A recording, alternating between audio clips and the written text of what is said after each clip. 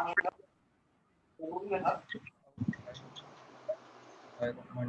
welcome you all in the online session of our course. Hope you all are fine and having good health.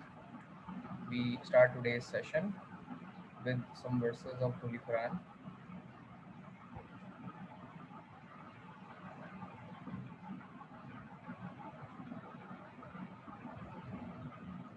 So in previous session, we are discussing about the concept of DC generation, that how DC generation is produced and how it utilizes offshore wind turbine and onshore wind turbines. Further, we discussed the DC substation, and I also discussed the concept of DC transmission in overhead line and what are the consequences, advantages, disadvantages of DC transmission line in this DC substation of model. So hopefully you all are seeing my previous lectures and understood all the kind of relevant things. If you have any kind of question or query regarding previous session and the kind of question you may ask, feel free to ask. I will answer all your question and resolve your queries. If you have, then please ask. Further, I also discuss the slide of power generation of renewable, the source of wind turbine, gearbox, and further that how is compatibility created between the grid and the generation that is produced by the wind turbine. Further, we are discussing about the generation of electricity in different forms of renewable and non-renewable conventional type of power generation, and all the kind of power generation are converted in a common type of supply, that is a DC. That AC is produced, converted into DC into DC. The DC is produced and stored in the DC, and further the compatibility of another DC level, we convert the DC into another level of DC. Further, all the kind of this DC utilize and combine, collect at this common bus of DC. Further, the transformer that is produced AC into provide to the DC. Further, at this level by the converter of AC into DC rectifier converter, and further at the end, all the kind of generation that is collect on the DC common bus bar utilize all the kind of DC power into the DC supplies of different kind of loads of that kind of DC LEDs, DC LED of monitor kind of things, and further our electric vehicle charging system and load cells, fuel cells, and other kind of charging mechanisms. So further the utilization and discussion have been and in previous session in this slide. So further we moving towards into the next slide. So if till now have any kind of question regarding these slides and concept, you may ask. I will ask. I will answer all the kind of question, resolve your queries. Otherwise, I continue by the next slide. So I also discussed this concept of protection scheme of bus bars, protection relays in this slide, that how the generation is produced, and in between the converter and the generation of solar panel, the circuit breaker is in between the line, and after the converter the relays and circuit breaker protection scheme also in the line. Further, all the kind of generation in terms of current and voltage parameters can also be observed by the instrument transformer, that is categorized by current transformer and potential transformer. In short, we are called it a CTs and PTs. So CTs and PTs are also used to measure or monitor the kind of voltage and current that is produced on the line.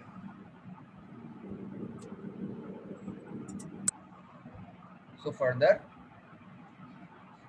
the generation is in solar power panel, wind turbine, and the kind of generation can also be stored in energy storage system of the kind of batteries. And further, these are the converters which are connected here.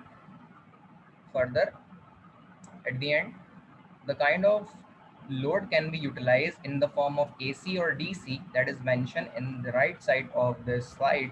Further, at the end, if you produce the kind of excess amount of electricity. Excess amount of electricity means आपकी electricity आपकी capacity से ज़्यादा, demand से ज़्यादा produce अगर हो जाए तो उसे excess amount of electricity कहते हैं, और आप उसे you can also sell out it in the electricity utility grid by the combination of synchronization mechanism.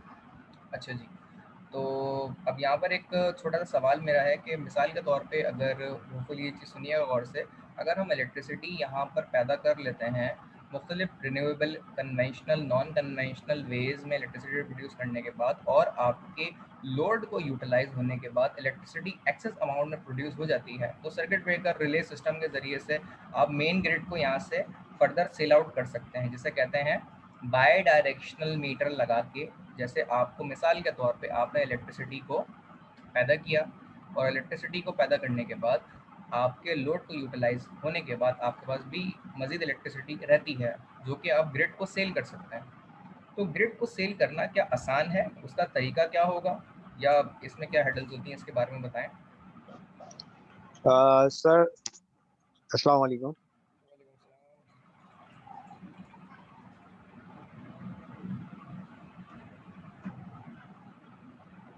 Hello जी आवाज़ आ रही है, बोलो। जी सर, इसमें ये जैसे अभी हमने रिसेंटली कुछ अर्से पहले तकरीबन 2-3 महीने पहले एक प्रोजेक्ट पे काम किया था, जिसपे जो सोलर पैनल पे था। उसके अंदर सर हमने ये किया था कि हमने 3.5 केवीए का सिस्टम लगाया था, लेकिन उनकी जो कंजप्शन थी वो 2.5 से भी कम थी। तो उनके जो कुछ जो एक्सेस अमाउंट बच रही थी उसको हमने के इलेक्ट्रिक को हमने सेल किया था। उसके लिए अलग से एक मीटर लगा था, उसकी तमाम कैलकुलेशन हुई थी। वो के इलेक्ट्रिक वाले भी आए थे, हर चीज़ उन्होंने खुद भी मेंशन की थी, हर चीज़ को देखा था उन्होंने। उसके बाद फिर वो अब ऐसा ऐसा सिस्टम हो चुका है उनके पास कि उनको उसके पेमेंट भी मिलती है। जो वो के इलेक्ट्रिक को सेल करते हैं तो उसके उनको पैसे भी मिलते हैं, फी चार्ज के हिसाब से, फी यूनिट के हिसाब से। और दूसरा ये है कि सर अब ये है कि उनका अलग, अगर वो इलेक्ट्रिसिटी यूज भी करते हैं कि इलेक्ट्रिक की, तो वो उसमें डिटेक्ट हो जाते हैं, यानी मैनेज हो जाते जी जनाब, आपकी सारी बातें बिल्कुल दुरुस्त हैं, एक्यूरेट हैं, और आपने बिल्कुल दुरुस्त फरमाया है। इसको मैं थोड़ा एक्सप्लेन कर देता हूँ। हम सबसे पहले तो ये बात करते हैं, मेरी बात वो बीच में रह गई, लेकिन आपने वो प्रोसीजर बता दिया कि जब इलेक्ट्रिसिटी हम प्रोड्यूस कर लेते हैं और एक्सेस अमाउंट में प्रोड्यूस करने के बाद उसे सेल आउट कर सकते हैं, उसके प्रोसीजर भी आपने बिल्कुल सही बताया। अच्छा, इसमें मैं एक चीज़ ये यहाँ पे बताता चलूँ, ये बिलाल साहब ने बिल्कुल एक्यूरेट वही चीज़ें बताई हैं जो कि हम एक डीसी सिस्टम अगर अपने घर में, किसी कंपनी में, किसी फैक्ट्री, किसी दुकान में इंस्टॉल करने के बाद जो प्रोसीजर सारे फॉलो होते हैं, या स्ट्रीम क्या है, वो बिल्कुल यही है जो उन्होंने बताई। लेकिन इसमें पॉलिसीज़ और वो ज़रा थोड़ी होती हैं जिनको फॉलो करना हमें ज़रूरी है, डॉक्यूमेंटेशन का वर्क है। तो हम उसकी बात करते हैं। जब आप excess amount of electricity produce कर लेते हैं अपने एक डीसी जनरेटिंग सिस्टम के ज़रिए से, और आप लोड को यूटिलाइज भी कर रहे होते हैं, उस एक्सेस अमाउंट ऑफ इलेक्ट्रिसिटी को अगर आपने के इलेक्ट्रिक को सेंड करना है, तो ये चीज़ लाजमी याद रखें कि आपको जो के इलेक्ट्रिक को इलेक्ट्रिसिटी सेल करनी होगी, सबसे पहले उसका तखमीना लगाना ज़रूरी है। वो 1 किलोवाट से ज़्यादा होनी चाहिए, तभी वो सेल परचेज हो सकेगी। ठीक है, जैसे उन्होंने बताया कि वो उससे एक्सेस में थी, तो ऑब्वियसली वो 1 किलोवाट या उससे ज़्यादा ही है। इससे कम के लेवल पे वो परचेज नहीं करते पॉलिसी के मुताबिक, जो कि नेपरा की है।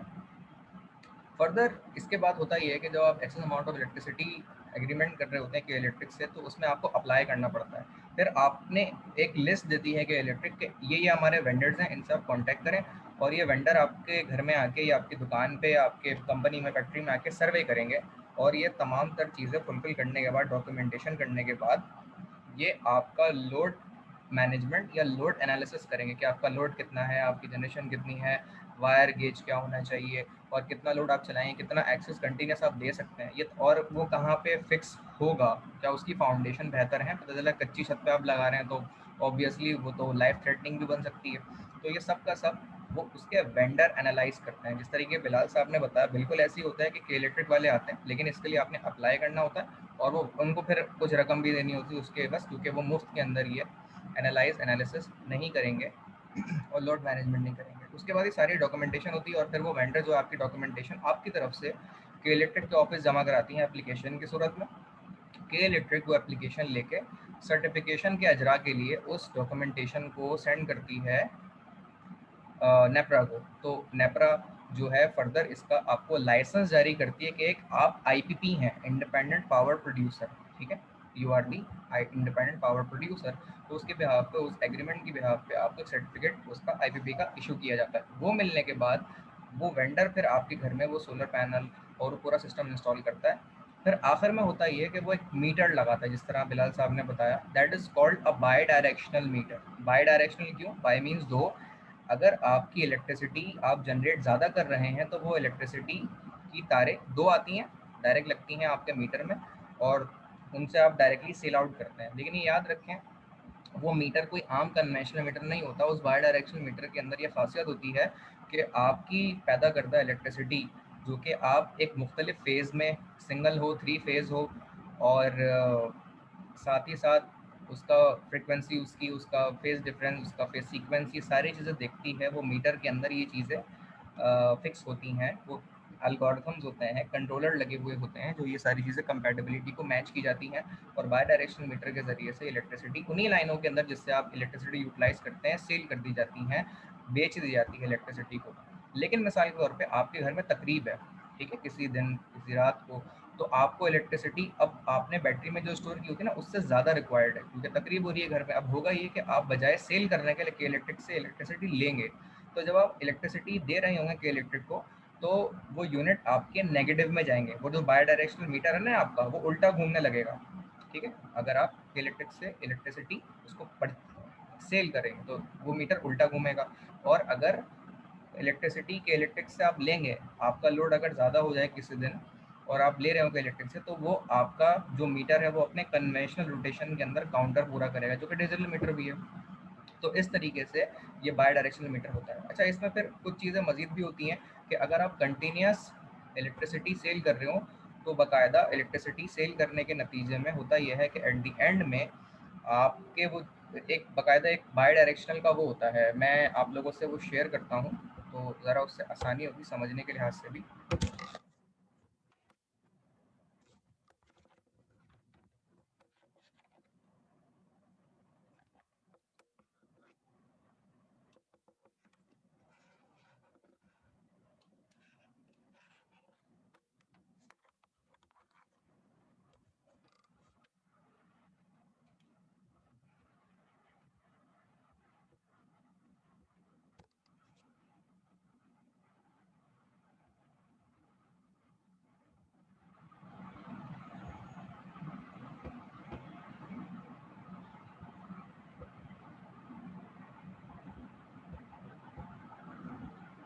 अच्छा जी, अप टिल नाउ कोई डिफ़िकल्टी किसी के ज़हन में हो तो पूछ लीजिए, तब तक मैं वो लेक्चर ज़रा फाइंड आउट कर लेता हूँ। बस 2 मिनट लगेंगे मुझे। कोई सवाल यहाँ तक किसी के ज़हन में हो पॉलिसी से रिलेटेड, या अब तक जो मैंने चीज़ें बताई हैं, अगर कोई चीज़ मैं रह गया हूँ आपकी नॉलेज में हो तो मुझसे शेयर करें, मेरी नॉलेज में इजाफा होगा। सर एक जगह पे अभी आपकी स्लाइड में एक जगह पे लिखा हुआ था कि विंड टरबाइन जो है वो एसी से डीसी में कन्वर्ट कर रही है पहले। जी, जी, जी, बिल्कुल। तो सर विंड टरबाइन तो डीसी है ना, डीसी सोर्स है। जी, जी, लेकिन ये मेरे ख्याल में आपने प्रीवियस लेक्चर शायद देखे नहीं मेरे, मैंने उसमें सर इसकी एक्चुअली एक्चुअली सर मैं आपकी क्लास में नहीं हूँ, मैं तो बस आज आपका लिंक आया था तो मैं क्लास लेने लगा बस। अच्छा, अच्छा, अच्छा, सवाल रिपीट करिएगा, मैं जवाब दे देता हूँ उसका। सर विंड टरबाइन को एसी से डीसी में लिखा हुआ है कि वहां पे वो एसी से डीसी में कन्वर्ट करती है, जी, जबकि जी, विंड टरबाइन तो डीसी सोर्स है। जी, जी। असल में होता ये है कि जो आपकी स्लाइड वो है विंड टरबाइन, विंड टरबाइन जी कपल होती है इंडक्शन जनरेटर के ज़रिए से। इंडक्शन जनरेटर जो उसमें लगा हुआ होता है वो कन्वर्ट करता है डीसी को एसी में, वो एक कपल सिस्टम होता है। तो वो मैंने इससे प्रीवियस स्लाइड में डिस्कस किया था, मैं इसमें दिखा भी देता हूँ। और मेरी वो स्लाइड जो मैं शेयर करना चाह रहा था वो आ भी गई है, तो मैं आप लोगों को दिखाता हूँ। असल में सर जनरेशन जो है वो एसी हो रही होती है, लेकिन उसमें मैकेनिज्म लगा होता है जो एसी को कन्वर्ट कर देता है डीसी में सर। डीसी को एसी में, जी, ये जनरेशन हो रही होती है डीसी में ही, लेकिन इसमें इंडक्शन जनरेटर होता है जो कि उसे सॉरी डीसी से एसी में कर देता है। एसी डीसी से एसी में करता है, फिर एसी से कन्वर्ट होता है डीसी में, ठीक है, क्योंकि ब्रिज रेक्टिफायर यहाँ पे जब लगा हुआ तो ऑब्वियसली एसी आ रहा होगा और उसे भी डीसी कन्वर्ट करेगा। समझ रहे हैं आशिक साहब, आपकी बात का जवाब तो यहाँ हो गया। बिलाल साहब की बात पे आते हैं। असल में गियर मैकेनिज्म यहाँ पे लगा होता है, जनरेशन डीसी में ही हो रही होती है, लेकिन इंडक्शन जनरेटर आईजी जिसे कहते हैं शॉर्ट फॉर्म में, ये डीसी को एसी में कन्वर्ट करता है और उससे फिर एसी मिलता है, तो फिर आपको एडजस्टेबल डीसी ये मैकेनिज्म बनाया जाता है। एट द एंड में दोबारा डीसी से एसी में कन्वर्ट किया जाता है, कंपैटिबिलिटी ट्रांसफार्मर से की जाती है और फिर ग्रिड को सेल कर दी जाती है। ये मैकेनिज्म था। इसमें कोई सवाल मजीद है तो पूछ लीजिए। नहीं सर ठीक है, सर समझ ये में आ गई। इंडक्शन जनरेटर जो होता है ये एसी जनरेट करेगा ना सर? जी मैं भी यही कह रहा हूँ, बिल्कुल जी। अच्छा, बात यहाँ से थोड़ी डाइवर्ट हुई थी, लेकिन मैं इस स्लाइड पे आता हूँ। ये एक और स्लाइड है, ये डॉक्टर फैसल की है, लेकिन यूनाइटेड इंजीनियरिंग सर्विसेज के हवाले से। एक बड़ी कंपनी है ये, जो कि एज अ आईबीपी प्रोवाइड करती है सर्विसेज और ग्रिड टाई इन्वर्टेड सिस्टम के लिए, और ये नेट मीटरिंग की जाती है। वो जो मैं आपको बायोडायरेक्शनल मीटर की टर्मिनोलॉजीज बता रहा हूँ, that is related with the net metering. तो the era of IPPs, independent power producer, ये एरा है, ये एक दौर है आईपीपीज का। आईपीपीज क्यों? क्योंकि इंडिविजुअल लेवल पे आप सोलर पैनल अपने घर में लगाकर खुद अपनी इलेक्ट्रिसिटी पैदा कर भी सकते हैं और यूटिलिटी को बेच भी सकते हैं। अगरचे इसका ट्रेंड इतना ज़्यादा पॉपुलर नहीं हो रहा, क्योंकि इसको इस तरह से देखें कि अगर हर बंदा अपनी इलेक्ट्रिसिटी पैदा करने लग जाए और के इलेक्ट्रिक से कोई ख़रीदे ही ना, तो इसका मतलब ये होगा कि के इलेक्ट्रिक को जो अपनी जनरेशन वो कर रही है वो कोई ख़रीदने वाला ही नहीं होगा। तो इसीलिए इसको इतना पॉपुलराइज नहीं किया जा रहा कॉन्सेप्ट को। पढ़े लिखे लोग तकरीबन इस तरफ आ रहे हैं, या फिर जिनका बिल बहुत ज़्यादा है, ये पेट्रोल पम्प वाले हो गए, सीएनजी वाले हो गए, ये इस तरफ आते हैं। वो आप समझ रहे होंगे क्यों इस तरफ आते हैं वो, क्योंकि उनकी लाइट कंजम्पशन, और वो क्योंकि वो लाइट इस्तेमाल करते हैं अपनी वो स्टेडियम वाली अमूमन, उसको एलईडी में कन्वर्ट कर रहे हैं, रिन्यूएबल पे लेके जा रहे हैं, तो उनका जो इलेक्ट्रिसिटी का बिल है वो काफ़ी हद तक कम हो जाता है, क्योंकि तकरीबन 20 आवर्स तो आपका सीएनजी स्टेशन या पेट्रोल पंप चल रहा होता है। ठीक, फर्दर आगे चलते हैं। शुरू में बताया गया कि पीवी की टाइप्स कौन सी होती हैं, किसमें एफिशिएंसी ज़्यादा होती है, तो मैं इसके ऊपर थिन फिल्म अमॉर्फस आपका होता है जो सोलर पैनल है, फिर आपका पॉलीक्रिस्टलाइन आता है, फिर आपका मोनोक्रिस्टलाइन आता है पीवी सिस्टम्स सोलर पैनल्स में। फिर आपके 3 किस्म के सिस्टम होते हैं पीवी सिस्टम में। एक होता है जनाब ऑफ ग्रिड सिस्टम, जिसको आप ग्रिड पे सेल नहीं करते बल्कि इलेक्ट्रिसिटी पैदा करते हैं, बैटरी में सेव करते हैं, घर को चला लेते हैं, दुकान को चला लेते हैं, ख़त्म। ग्रिड टाई इन्वर्टेड सिस्टम ये होता है कि इलेक्ट्रिसिटी आप पैदा तो करते हैं ग्रिड से, सॉरी इलेक्ट्रिसिटी पैदा करते हैं अपने सोलर सिस्टम के जरिए या विंड के जरिए, लेकिन उसको आप यूटिलाइज नहीं करते अपने घर में, बल्कि डायरेक्टली उसे ग्रिड को टाई करके प्रोवाइड कर देते हैं, इलेक्ट्रिसिटी सेल कर देते हैं ग्रिड को। इस तरीके से फ़ायदा ये होता है कि वो सोल्ड बैक हो जाती है आप, लेकिन यूटिलाइज नहीं कर सकते। जिस तरह हमारी यूनिवर्सिटी के अंदर सिस्टम जो लगा हुआ है, that is the grid tie inverted system. Electricity solar से पैदा तो हो रही है, लेकिन वो डायरेक्ट इलेक्ट्रिक को सेल हो रही है, यूटिलाइज नहीं हो रही। ठीक है, ये एक सेफ साइड सिस्टम है, कॉम्प्लेक्सिटी ज़रा कम होती है इसमें, बिजली पैदा हो रही है, डायरेक्ट सेल हो रही है। अच्छा, हाइब्रिड पीवी सिस्टम बड़े ज़बरदस्त होते हैं। इनके अंदर कैपेबिलिटी ये होती है कि ये वो के इलेक्ट्रिक वाले सिस्टम की मैं बात कर रहा हूँ, या जिसके ऊपर मैंने अभी थोड़ी देर पहले डिस्कशन शुरू की है अपनी। The hybrid PV system is the particular system in which you produce electricity by DC or conventionally wind turbine and store that particular energy into the batteries of source of generation, and after storing you can sell the particular electricity to the utility company, that is the particularity के electric in Karachi।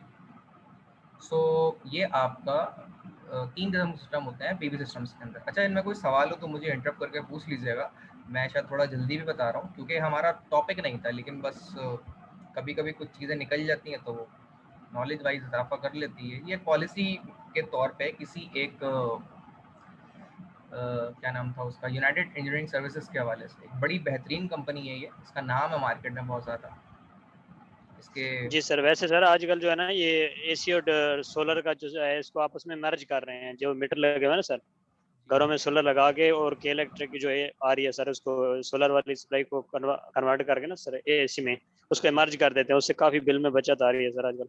मतलब ये इसकी बात कर रहे हैं जो कि ग्रिड टाई इन्वर्टेड सिस्टम की है, हाइब्रिड की बात नहीं कर रहे ना, डायरेक्टली ग्रिड जी को सर। सेल कर देते हैं। बिल्कुल जनाब, आशिक साहब बिल्कुल ठीक कह रहा है, मैं भी इसकी बात कर रहा था। आगे चलते हैं। How many types of solar system हमने डिस्कस कर लिए, फिर इसकी डिस्कशन पे नहीं आते। ग्रिड कनेक्टेड सिस्टम ये काम किस तरह करता है ये हम जानते हैं, इलेक्ट्रिसिटी यहाँ पर सोलर के ज़रिए से सन की रेडियंस स्ट्राइक करती है, heat energy into electricity convert होती है, डीसी बैटरी में सेव होती है, या डायरेक्टली आप सेल आउट कर देते हैं bidirectional energy meter, particularly the name of that meter that is bidirectional energy meter. Further for protection purpose the circuit breaker and protection circuitry of relays and all the kind of categorization of protection scheme can be built in the particular panel. Further, electricity sale in the same line to the utility and that is connected to the transmission subdivision of transmission lines. Further, अब आप ये देखें, सूरज निकल रहा है, जैसे जैसे हुरूब होता जा रहा है तो इलेक्ट्रिसिटी आप प्रोवाइड कर रहे हैं ग्रिड को, लेकिन जब सूरज गुरूब हो जाता है और रात हो जाती है तो अब ये इलेक्ट्रिसिटी आप ग्रिड से लेते हैं, क्योंकि आप जानते हैं, ये मैं उसकी बात कर रहा हूँ सिस्टम की, जो कि आपका सिस्टम ग्रिड टाई इन्वर्टर है. क्योंकि ग्रिड टाई सिस्टम और पीवी सिस्टम के अंदर होता ही है कि वो सिर्फ दिन की रोशनी में इलेक्ट्रिसिटी प्रोवाइड करेगा, रात के वक्त इलेक्ट्रिसिटी आपने लेनी पड़ेगी. तो दिन के वक्त आप सिर्फ सेल कर सकते हैं, रात के वक्त आपको के इलेक्ट्रिक से ग्रिड से इलेक्ट्रिसिटी लेनी पड़ेगी यूटिलाइज करने के लिए. क्या ये बात यहाँ तक दुरुस्त है? समझ आती है सब लोगों को मैं क्या बात बता रहा हूँ? Yes sir. जी sir. Yes sir. Yes sir. कोई सवाल हो बीच में इंटरप्ट करके पूछ लीजिएगा, वहाँ से यहाँ से हम आगे चलते हैं. ये स्लाइड मुझे याद दिलाइएगा, मैं शेयर कर दूँगा ग्रुप्स पे आज ना, ये बड़ी बेहतरीन स्लाइड है. अच्छा, डॉक्टर फैसल से मैंने ये ली है, ये मेरी स्लाइड नहीं थी, एक ये पीएचडी लेवल के हमारे कुछ वर्क के अंदर उन्होंने हमें सिखाई थी है, तो मैं बस वो इल्म मुंतकिल कर रहा हूँ. लेकिन डॉक्टर फैसल ने ये यूनाइटेड इंजीनियरिंग सर्विसेज से स्लाइड ली और मैंने डॉक्टर फैसल से. फर्दर आगे कंटिन्यू करते हैं. प्रोसीजर फॉर नेट मीटरिंग, जिस तरह मैंने बताया था नेपरा का प्रोसीजर पूरा ये होता है, ये बिल्कुल ऐसे ही है. डिस्ट्रीब्यूटेड जनरेशन कंपनी जो आपके और डिस्कोस कहलाते हैं, इंस्टॉलेशन बाय डायरेक्शनल मीटर, ये आपका के इलेक्ट्रिक हो गया.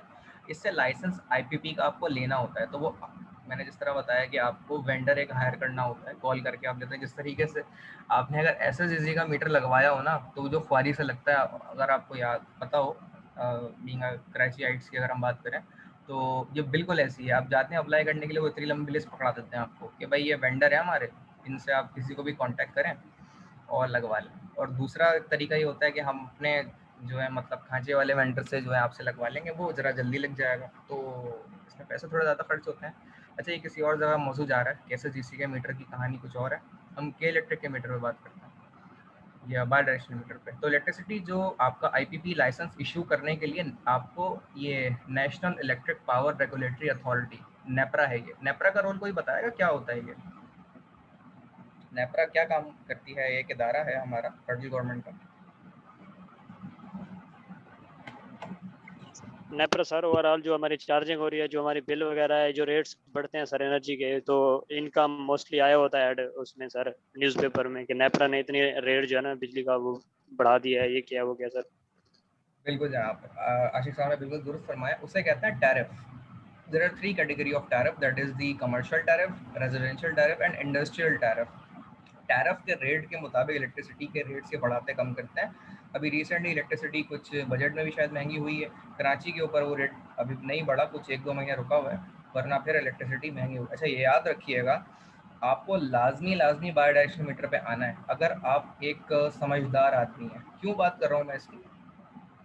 देखें, नेपरा जिस तरीके से इन्फ्लेशन रेट बढ़ रहा है, कर्जे और जो करंट डेफिसिट अकाउंट हमारी चीज़ें हैं और जितने भी किस्त हमें IMF की देनी होती है, उसके मुताबिक नेपरा लाजमी IMF की शर्तों के मुताबिक टैरिफ बढ़ाएगा. और आने वाले दौर में टैरिफ या इलेक्ट्रिसिटी आपकी महंगी होगी. महंगा तेल खरीदेंगे, बिजली महंगी बनेगी और आपको इलेक्ट्रिसिटी सरचार्ज फ्यूल देना पड़ेगा और उससे आपका बिल ज़्यादा आएगा.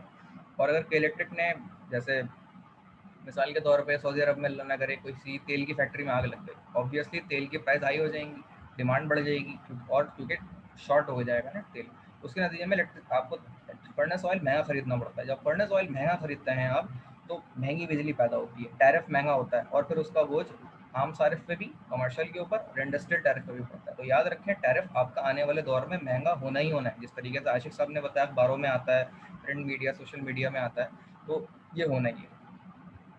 कम टू द टॉपिक, नेपरा के रोल की बात कर रहे थे, जो कि आशिक साहब ने बताया, बिल्कुल ठीक है. उसके बाद आते हैं जनाब, नेपरा ये जो लाइसेंस इशू करना होता है ना, ये एक AEDB को इशू करते हैं, ऑल्टरनेटिव एनर्जी डेवलपमेंट बोर्ड, जो कि कंसर्न इन दोनों के मुश्तराक से आपको लाइसेंस इशू होता है. ठीक है, तो आपने ये अगर इंस्टॉल करना है तो एप्लीकेशन ऑल्टरनेटिव एनर्जी बोर्ड को प्रोवाइड करेंगे. फिर ये आपको देखेगा कि जनाब सही आदमी है वगैरह वगैरह, और जितनी भी डॉक्यूमेंटेशन है वो भी सही, तो नेपरा आपको वो इंडिपेंडेंट पावर प्रोड्यूसर का लाइसेंस इशू करेगा, और फिर वो डिस्को जिसको आपने एप्लीकेशन इसके जरिए दी थी कि इलेक्ट्रिक, वो आपके घर में बाई डायरेक्शनल मीटर वेंडर के जरिए इंस्टॉल करेगी। ये पूरा प्रोसीजर है नेट मीटरिंग का पाकिस्तान में, स्पेशली फॉर के इलेक्ट्रिक, इवन मैंने जिस तरह बता दिया आप लोगों को। फिर रेडियंस फॉलिंग इन कराची के अंदर किस तरह से चलती है वो फिर हमने ये डिस्कशन है हमारी, इसको देख के सेल्फ एक्सप्लेनेटरी है कि हमारी अगस्त के अंदर, वैसे तो ये सही नहीं है, हमारी जून जुलाई अगस्त के अंदर ये तो पीक लेवल पे चल रही होती है, पंखों से भी गर्मी कम नहीं हो रही होती, तो इसमें तो पीक दिखाना चाहिए इनको। बाकी अक्टूबर नवंबर दिसंबर में ये चीज़ डाउन होनी चाहिए, क्योंकि इसमें हमारे बिल भी कम होते हैं, रेडियंस भी कम होती है। Average of net metering further ये पढ़ लीजिएगा, कुछ खास नहीं है। एडवांटेजेस ऑफ नेट मीटरिंग के क्या फ़ायदे हैं, ठीक है, इस पर बात करते हैं। Giving a value to the community, इससे वैल्यू मिलती है कम्युनिटी को कि भाई जैसे स्टैंडर्ड लिविंग आपका इम्प्रूव होता है, अब रिन्यूअल के ऊपर आते हैं और चर्चे भी जाते हैं आपके कि भाई पैनल सोलर लगा हुआ दूर से नज़र आता है। अच्छा जी, hedge against the rising utility rates, इससे आपकी एक हेडिंग जो होती है ना वो हट जाती है कि भाई यूटिलिटी के रेट टैरिफ के, जिस तरह मैंने बताया कि नेपरा ने बढ़ा दिया भाई, अब बिल ज़्यादा आएगा, महंगी बिजली देंगे, जितने यूनिट ज़्यादा खर्च करेंगे उतना आपका बिल ज़्यादा बनेगा, ठीक है। जबकि उसूलन अगर हम बाहर के ममालिक में देखें, जब इलेक्ट्रिसिटी आप ज़्यादा इस्तेमाल करते हैं तो वो उसमें आपको डिस्काउंट देते हैं। ये बिल्कुल ऐसी है ना भाई, अगर आप गोलगप्पे खाने के लिए जाएंगे या वो बाहर रेस्टोरेंट में खाना खाते हैं तो हम ग्रेवी ले लेते हैं ना, तो वो उसके पैसे नहीं लेते। या फिर जब आप ज़्यादा चीज़ें इस्तेमाल करते हैं तो आपको डिस्काउंट मिल जाता है, जैसे बिनाशिम में कौन सा कार्ड होता है, रॉयल्टी कार्ड होता है, और तो आपको डिस्काउंट मिलता है टाइम पे जाके। लेकिन पाकिस्तान में ये चीज़ उल्टी है, या के इलेक्ट्रिक में उल्टी है, जब आप ज़्यादा इस्तेमाल करेंगे तो बिजली और महंगी होगी। अच्छा, ये चीज़ ना कहाँ कम हो सकती है, अगर मिसाल के तौर पर ये चीज़ पाकिस्तान में इम्प्लीमेंट या कराची में इम्प्लीमेंट करनी हो कि आप ज़्यादा इलेक्ट्रिसिटी इस्तेमाल करें तो वो महंगी नहीं बल्कि आपको ज़रा सस्ती पड़े। समझ रहे हैं ना, ये कॉन्सेप्ट मैंने आपको शॉपिंग के लिहाज से भी दिया है कि आप जब ज़्यादा चीज़ें बाय करते हैं तो वो शॉपिंग मॉल जो आपको डिस्काउंट देता है इतनी ज़्यादा, ताकि आप दोबारा आएँ, दोबारा ख़रीदें और दोबारा परचेज़ करें। तो ये चीज़ कराची में हो सकती है या नहीं? जी सर हो सकती है, लेकिन अगर हमारी यूटिलिटीज कंपनी जो है ना बहुत ज़्यादा आ जाए फिर हो जाएगी सर, सस्ती कंपटीशन में आ जाए, या फिर जनरेशन हमारी बहुत ज़्यादा एक्स्ट्रा हो जाए सर। जी, ये भी एक जवाब, ये दो बातें कर दी आपने इसमें, और ये बिल्कुल सही है, ये दोनों बातें दुरुस्त हैं, बिल्कुल सही जवाब दिया आपने। अमेरिका की बात करें, ऑस्ट्रेलिया की बात करें, वहाँ पे यूटिलिटी कंपनीज की लाइन ज़्यादा है, यूटिलिटी कंपनी ज़्यादा है। अगर आपको एक कनेक्शन, जैसे आपने किराए पे लेना है ऑस्ट्रेलिया में या अमेरिका में है एक किराया, तो सबसे पहले आपको वो फॉर्म होता है, जैसे किराया नाम होता है ना उसके अंदर, कि उसमें लिस्ट होती है कि आपके इलेक्ट्रिसिटी किससे ख़रीदना चाहते हैं, वो देखते हैं इलेक्ट्रिसिटी किससे ख़रीदना चाहते हैं, मतलब भाई उसकी ये फैसिलिटी ज़्यादा है, ये दिन के औकात में आपको सस्ता टैरिफ लगाता है, और जितनी ज़्यादा इलेक्ट्रिसिटी आप इस्तेमाल करेंगे उतने कम पैसे होंगे, और आपकी फिटिंग में मुफ्त कर देंगे वो, और आपसे मतलब पैसे मिलेंगे, बस वो चाहते हैं इलेक्ट्रिसिटी हमसे आप ख़रीद लें बस। इतने सारे फीचर के बाद आप सेलेक्ट करते हैं भाई ये मेरा जो है ना यूटिलिटी होनी चाहिए। जैसे आशिक साहब ने बताया कि आपके पास कंपटीशन होना चाहिए यूटिलिटी के कंपनीज के दरमियान, तो यहाँ पे है ही मोनोपोली के इलेक्ट्रिक की, तो ये बिल्कुल ऐसी है कि जी मेरी चीज़ है, मैं जितनी चाहे मैं बेचूँ, that is called the monopoly. Monopoly को क्या कहते हैं उर्दू में, कोई बताएगा? सर उजारादारी। इजारादारी कहते हैं जनाब, क्या बात है, इजारादारी कहते हैं, मतलब मेरी चीज़ है मैं जितने में चाहूँ बेचूँ, ठीक।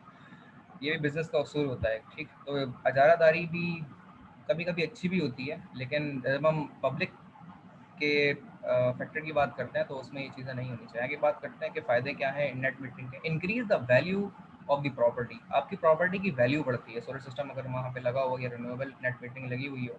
रिड्यूस इलेक्ट्रिसिटी बिल्स, सबसे अहम चीज़ तो इलेक्ट्रिसिटी बिल आपका रिड्यूस हो जाता है, उससे कम हो जाता है। ये मैं आपको दिखाऊंगा कि वो किस तरीके से नज़र आता है बिल के अंदर। State and local rebate and tax incentives, अच्छा इसमें आपको टैक्स इंटेंसिव भी मिलते हैं। उसका फ़ायदा कैसा है, ये बजट में अमूमन डिस्कस होता है कि जो आप रिन्यूएबल एनर्जी या फिर परचेजिंग की तरफ जाते हैं या सेल करते हैं तो उसमें आपको टैक्स फ्री चीज़ की जाती है, क्योंकि आप इलेक्ट्रिसिटी अपनी पैदा करके यूटिलिटी को दे रहे हैं, तो आप तो बल्कि ये काम कर रहे हैं शहर की तरक्की के लिए, तो फिर आपको टैक्स फ्री होता है उसमें, यूटिलिटी की आपको वो नहीं लगती। कौन से टैक्स होते हैं ये, बिल रखा वही था आज, एक मिनट।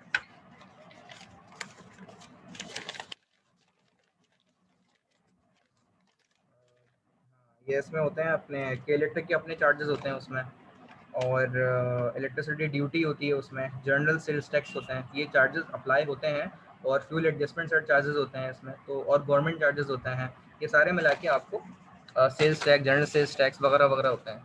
एसएसजीसी के अंदर थोड़े ज़्यादा नज़र आएंगे आपको, लेकिन एसएसजीसी क्योंकि गवर्नमेंट की तो उतनी चीज़ें कॉम्प्लेक्स नहीं होती और बिल भी कम आता है उसका। भारत तो टैक्स फ्री अमूमन और इंसेंटिव्स भी आपको मिलते हैं, उसके फ़ायदे नज़र आते हैं।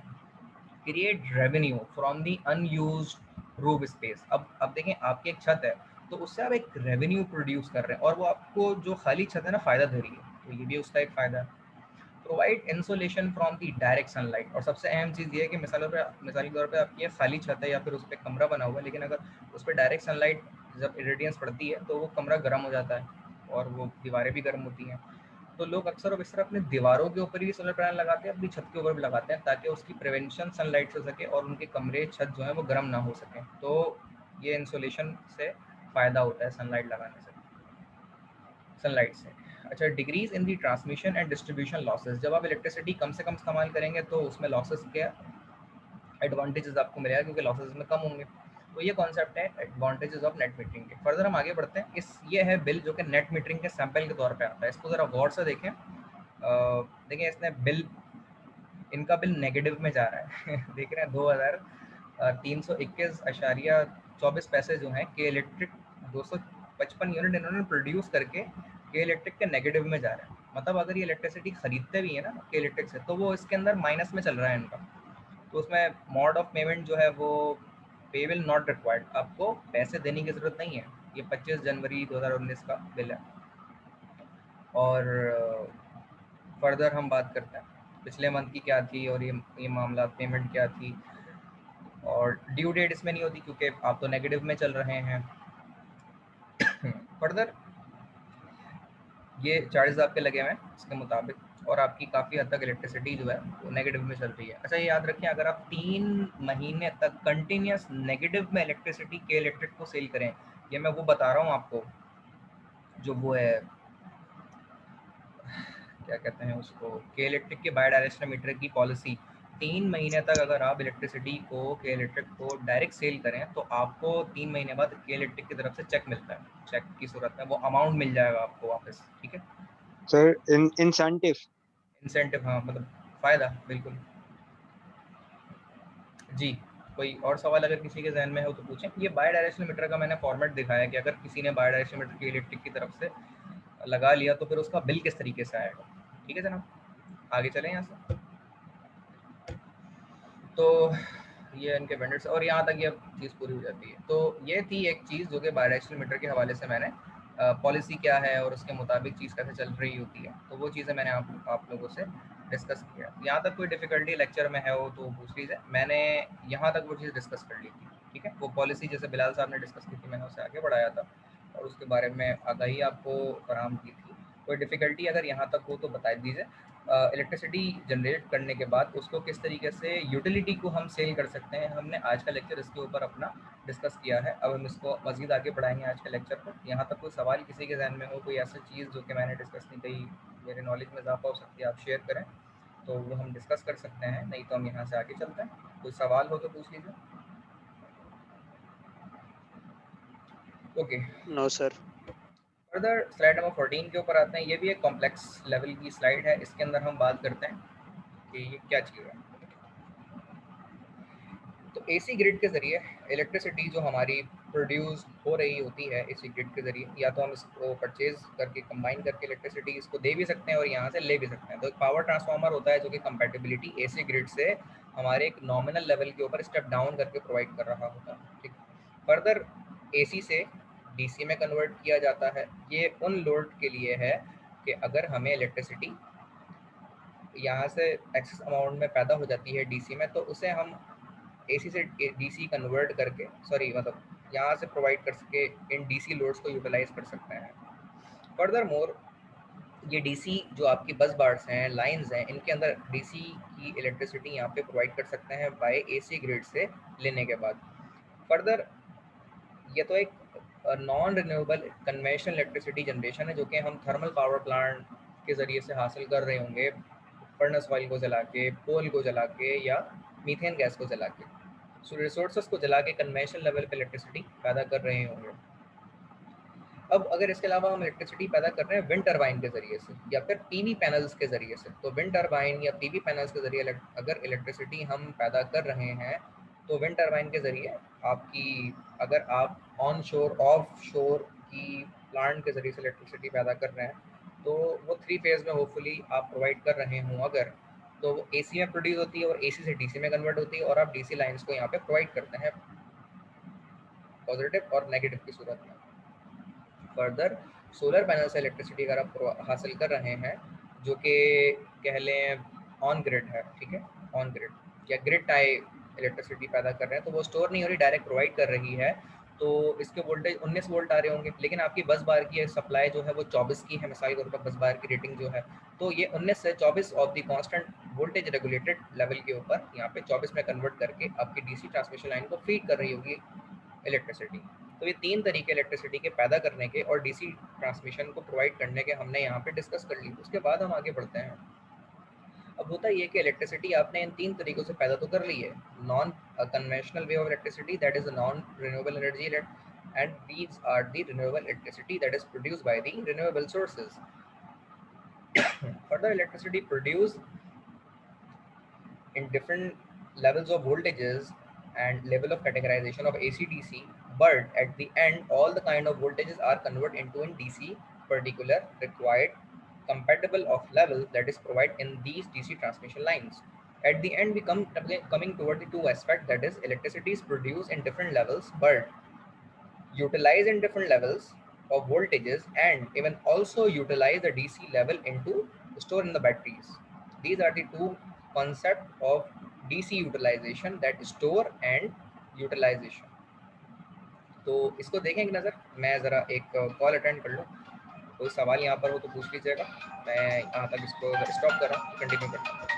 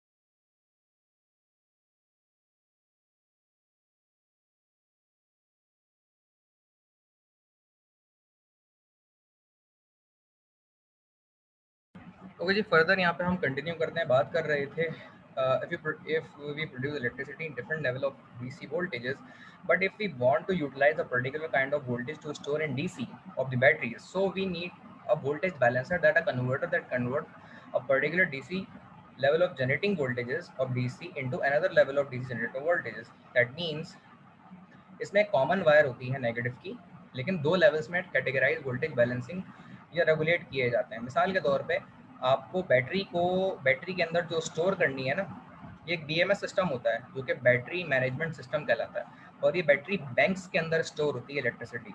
बैटरी बैंक्स का मतलब एक पूरी हाउसिंग होती है जिसके अंदर आपकी 100-200 बैटरीज होती हैं जिनमें इलेक्ट्रिसिटी स्टोर होती है, और स्टोरेज लेवल ऑफ वोल्टेज जो है वो 48 वोल्ट होते हैं।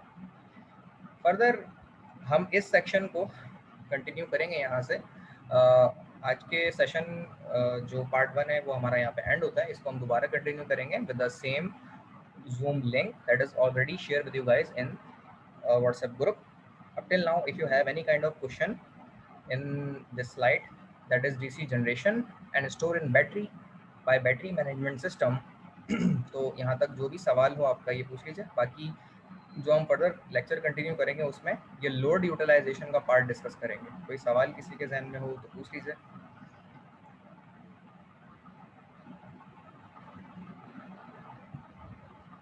तो फर्दर जो नेक्स्ट हमारा सेशन होगा अपकमिंग, इसमें हम डीसी लोड की यूटिलाइजेशन जो कि डिफरेंट कैटेगरी ऑफ लोड्स में इस्तेमाल होती है उसको डिस्कस करेंगे, और अगेन रिव्यू